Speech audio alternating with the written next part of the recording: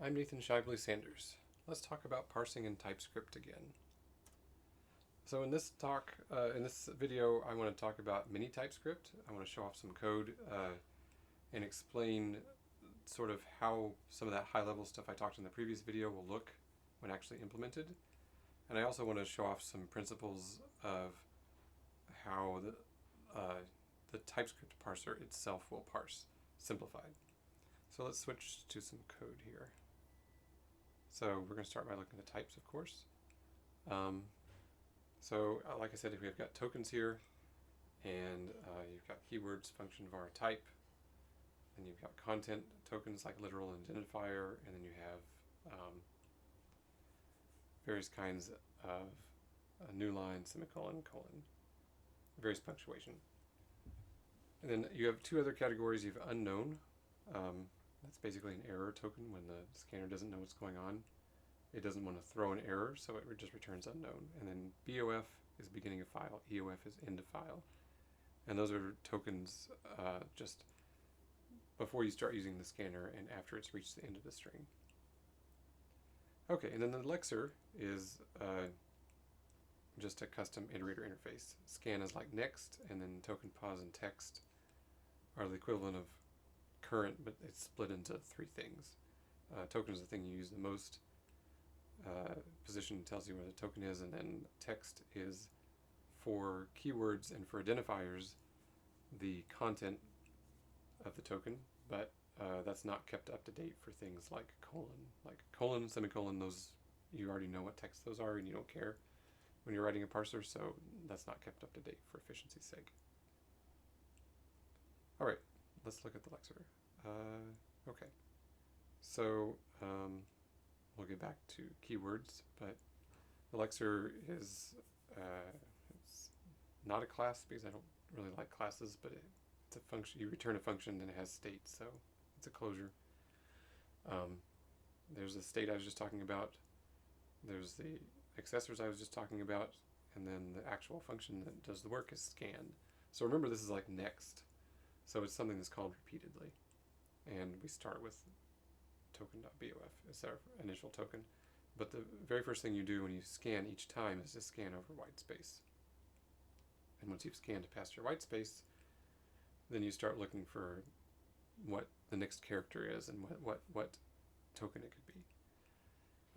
Let's take a detour and look at scan forward. Scan forward is really simple. You pass it a predicate, so you pass it in a character and it tells you whether that character matches the test. And as long as it's, say, the next character is white space, you keep bumping the position pointer, unless you fall off the edge of the string, of course. So here we are back at scan forward in scan. So this thing is going to, as long as you have some white space characters, your next character is going to bump the pointer forward. Then we save that as the start of the token, and that'll be used for slicing later here. But we first check to see if we've gone off the end, and then we check for numbers, and then starts of identifiers, and then everything else. So a number, if the very first character is a number, we will then scan forward as long as we have more numbers. And identifiers work the same way. As long as you have some character that's valid as the start of an identifier, A to Z basically, plus underscore, then we will scan forward the pointer as long as we have A to Z or 0 to 9. And afterwards, you slice the string from start to position. So position, again, is the state that keeps bumping forward. At start, we saved up here. So that gives you the text. For tokens, that's it. You just return the text, and you're done. For identifiers, you first check to see if it's a keyword. And this is a trick taken from the TypeScript parser. We have a map up here that says, oh, is the text function? Well, that must mean token.function, and so on. So if text and keywords, then return the token from that map up there. Otherwise, it's just an identifier. And finally, this language only has single characters for punctuation, so you don't have to do anything fancy like look for equals, greater than, or anything like that. And that's really all there is to it. A very simple usage of the scanner looks like this. This is the thing we use for testing to turn the iterator into an array. Just have while true, call scan, grab the token, and then basically push the token into a list, and then return the list. Yeah, there's the return. Okay, so let's look at how the actual parser looks. So, sorry about that. The first thing you do is move the scanner past the beginning of file token. So you basically initialize the scanner to some token that you were interested in looking at. And then just like the previous video I was talking about, as soon as you start parsing a source file, I called it module here because I wish that all JavaScript files were modules, but they're not. Anyway, when you're looking at a source file, you essentially are going to say, I'm looking for statements, so call parse statement, and I'm looking for an end of file.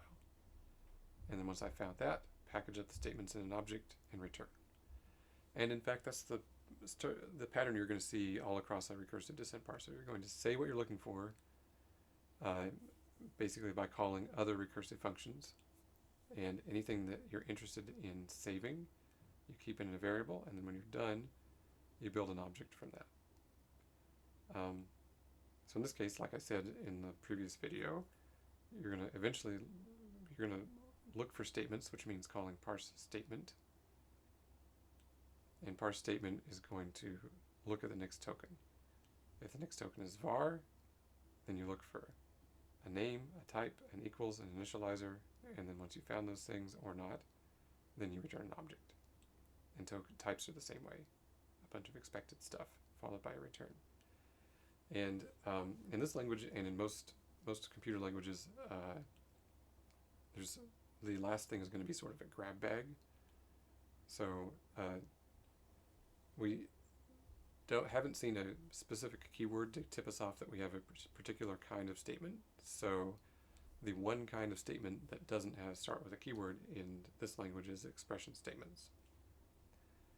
And most parsers for computer languages will be structured that way, where you have sort of this grab bag thing at the bottom that has to do additional work and may in fact produce additional sort of non-semantic syntax nodes that you don't actually care about necessarily for checking, but are produced in order to let the parser do additional work and figure out what it's looking at. In this case, there's not a whole lot going on here because it's a very simple language, but that's a general parser pattern. All right, let's see. So I also want to talk about error recovery. Notice here that we're not throwing or catching errors. You really don't want to make a compiler that throws on its first error, because for a parser that just gives you what I usually call like a 70s style compiler, where you compile, you get one syntax error, you go fix it, you compile again, you get another syntax error, you fix it, and you do this over and over and over and over again until you fixed all your errors. What you really want to do is log an error, return some placeholder value, and continue. And so that's what you're going to see here. All of these basically assume that even if you have a malformed statement, that parse statement is going to return something. Even if you have here a malformed identifier, parse identifier will return something, and you'll be able to put that something into your object and return it. And it will of course log errors. Well, maybe not of course, but it will log errors so that the errors show up at the end. But you're always going to get some kind of object out of it. Due to the way parsing works, it's almost always the bottom nodes of the tree, the leaf nodes of the tree, that you end up substituting. So let's take a look at parse identifier because it's a good example. Well, that immediately calls into parse identifier literal. So what a parse identifier or literal does is it checks to see if you have it checks for identifier. Great, you have one. Or it checks for literal. Ah, you have one of those. If you don't have either one of those things, you log an error, you skip over the bad token, and then you still return an identifier. You just have text, and then the text is something that couldn't possibly be an actual variable name. And typically, I think TypeScript still works this way. In fact, typically parsers will stop the checker from running if there's an error here. in large part because there is no variable named missing, so you don't need additional errors saying, hey, I can't resolve a variable named missing. It's like, yeah, of course not. The other place where you're going to see errors is, say, parse expected. And it's basically the same thing, where you check the current next token, and if it's not the thing you expected, you log an error. But you still act as if that token was there for the purposes of parsing. You continue on and say, okay, well, there was no equals there, so we're just going to assume the next thing is an expression. So it works well in the case that, say, somebody weirdly, admittedly, forgets the equals sign. You'll be able to resume and start parsing again when you have the initializer right here. All right, one last thing. You're going to see something like parse separated in the TypeScript code base. It's a higher order parser. It's a parser combinator. It's